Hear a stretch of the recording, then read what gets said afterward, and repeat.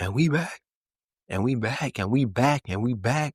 What's up, family? Welcome to another edition of SAUNAIE, where we break down life, mental health, and money in ways that hit home.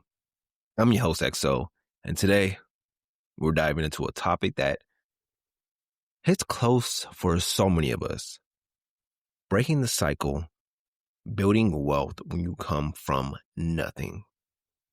If you grew up in a household where money was always tight, where you heard, we can't afford that, more than let's invest that, then you know how hard it is to start from zero. But here's the truth. Your starting point doesn't define your ending point. Today, we're going to unpack the hidden challenges of being first generation wealth builders, the biggest money myths holding people back, practical steps to build wealth even if you're starting from zero. And why breaking the cycle isn't just about money, it's about mental health, identity, and legacy. So with that being said, let's get into it. And we're going to first talk about the reality of starting from nothing. Let's keep it real. 80% of Black households don't have enough cash to save to cover $1,000 emergency. That's not by accident. It's the result of history, systemic barriers, and lack of financial education. Many of us are first generation earners, meaning we didn't inherit wealth. We have to create it from scratch. And we ain't complaining about it, but it's understanding the gratitude in that mission to become that first generation wealth builder and really changing and defining your family's legacy. And that comes with unique pressures. You're expected to support family while trying to build your own foundation. You don't have role models showing you the ropes of investing or credit. And sometimes your own people will question why you're thinking long-term instead of living just for today. But listen, you're not alone in this. The struggle is real, but so is the opportunity.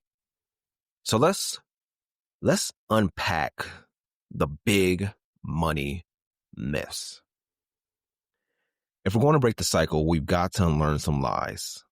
And the first one is, I told myself this, you probably tell yourself this a lot of times throughout the day, throughout the week, throughout the month, throughout your life. And it's, I'll start saving when I make more money. And that right there is a big myth, and it really delays you from heading towards where you truly want to be. And that's not the right answer. You have to start now. Habits build wealth, not income levels. If you can't save $20 from 200, you won't be able to save 200 from 2000. And another one that comes up, and I discussed in the last episode, is debt is normal. Credit cards, car loans, payday loans, all of it keeps us stuck. Debt can be a tool, but it can't be your lifestyle. And the third one that we run into is investing is only for rich people. False. If you have $5 in your bank, you have $5 in your account, you can invest that with certain apps today that lets you buy fractional shares, ETFs, even some real estate funds. And the last one that I hear constantly is, it's too late for me. Did you know the average millionaire hits it at age 47? You have time. What you don't have is the luxury of waiting. And I really had to learn that myself. And that's why I just had to start, because it's like you can start saving or you can wait to invest. And the longer you wait, the longer you put yourself back. And that leads me to what the meat and potatoes of this episode is, which is that mindset shift from survival to strategy. And I was literally having this conversation today with my pops. And I was like, man, we've learned to survive for so long that when it comes to thriving or creating that strategy, it's tough because you've been in that survival mindset so long that when you start to come with a strategy or start to thrive, it really feels unfamiliar with you. And trust me, growing up with nothing teaches us survival. But to build wealth, you have to shift from surviving to strategizing. Ask yourself, am I spending money to escape stress or to build security? For me personally, I was spending money to escape stress. I was looking for ways out to escape the things that I was going through, the mentality I was going through, the life turmoil that I was going through, the trials and tribulations. I would look to escape stress. But when I started researching about money, about mental health and money, and I was like, man, I've been doing a lot of surviving to escape instead of thriving to build security in my life. And another question you may have to ask yourself, am I working just to pay bills, or am I building skills that increase my earning power? And if you're like me, you're like, okay, I've honestly just been working to pay my bills, make sure my rent is paid, make sure my light bill is paid, make sure I got gas in my car, make sure I'm paying my car note. It's like we're always constantly just paying stuff instead of investing into stocks, bonds, real estate, crypto, even your skill set. So that's why I have to change. It's like you're changing that mentality from surviving to coming up with a strategy, coming up ways to thrive in your environment.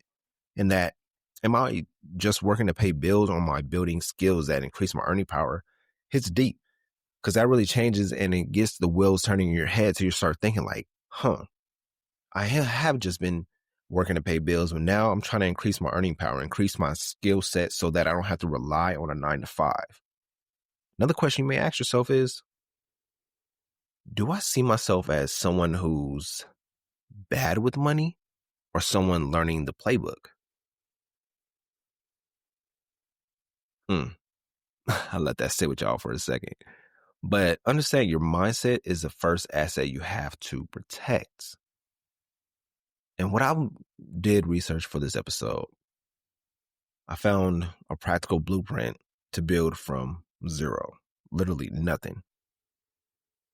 And here's where we get tactical. If you're starting from nothing, congratulate yourself. It's like you have nothing to lose at the end of the day if you're starting from nothing. So the first thing would be is that emergency cushion. Aim for $500 to $1,000 first. Don't wait for, let me wait for my 10K. Let me wait for my income tax check. Let me wait for this. No, start now. Start now investing so you can have that $500 cushion or that $1,000 cushion for yourself. Just as a buffer for whenever that crisis comes, you have that cushion for yourself. Number 2 would be kill high interest debt. If your credit card is charging you 20%, that's like pouring water in a leaking bucket. And you have to patch the leak before trying to fill it. Number 3 would be automate your savings. Even if it's $20 per check, if you don't see it, you won't spend it. And that's something I had to do myself, because I always be like, oh, no, I'll just transfer the money over to my savings, or I'll just pay that bill with so-and-so. And I understand the power of automation when it comes to your bills, when it comes to investing, because like I said, if you don't see it, you won't spend it. So learn the power of automation when it comes to your bills. Some of us may already automate our bills or automate our investments and savings, but if you don't, trust me, this is a game changer, and it's a stress reliever, because you don't have to pay. You don't have to pay in stress when it comes to your bills or investments or anything like that, because everything's already automated. At the first of the month, all that money is going to what has to be paid, that you don't even have to think twice about it. The next one will be skill stacking. The fastest wealth builder isn't investing, it's income. Learn high demand skills like sales, digital marketing, project management, coding, etc. Because once you learn a high income skill, they can't take that away from you. You'll always be able to make money no matter where you're at in the world. And the next one is invest early, even if it's small. $100 a month invested at 10% return over 30 years grows to $200K. So don't underestimate the small, consistent plays that you can do when it comes to investing. It's that compound effect. Let that money compound over time. Don't touch it, and it'll grow. And the last one would be think legacy. Think about the legacy. If you don't have life insurance, get you some life insurance. I'm a life insurance broker myself. You can reach out to me. I can get you set up with life insurance for yourself. What about your will? It's never too early to start creating a will for yourself or even setting up a trust. And what about the financial literacy for your kids? Breaking the cycle means you're not the last one to start from zero.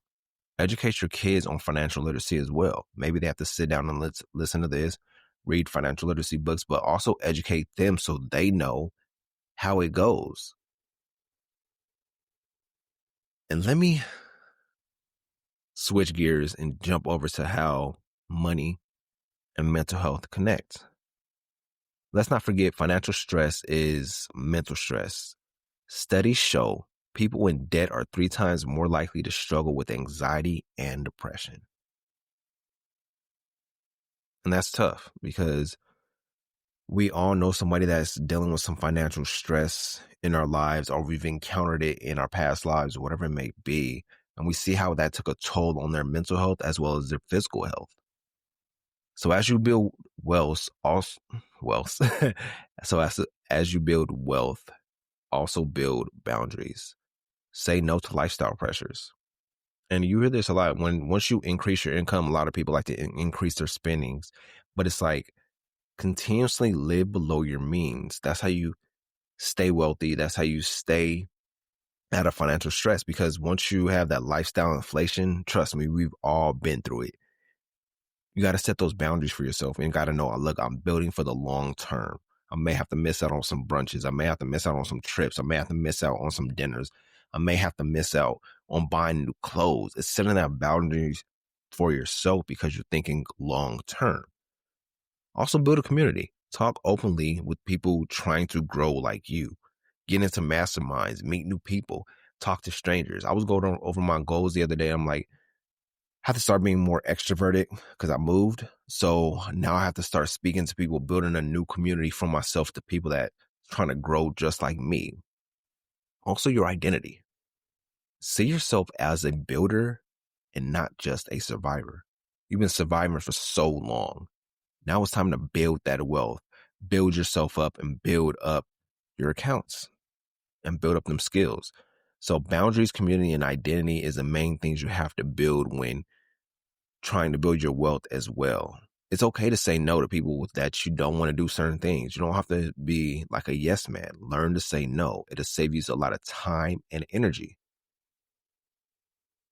As we wrap up this episode, I truly hope this episode helped you out when it comes to building your wealth and understanding that you coming from nothing is a blessing in itself, because you have nothing to lose. You have all the cards are supposed to be stacked against you, but it gives you that sigh of relief because you're like, okay, I don't have nothing to lose, so I can go all in. So here's today's truth. You can break the cycle. It won't happen overnight. It won't be easy. But the person in the family to break the chain is always the one that feels the heaviest weight. And that's you.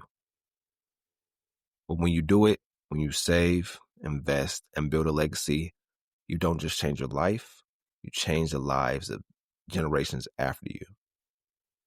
So keep pushing, keep learning, and keep building.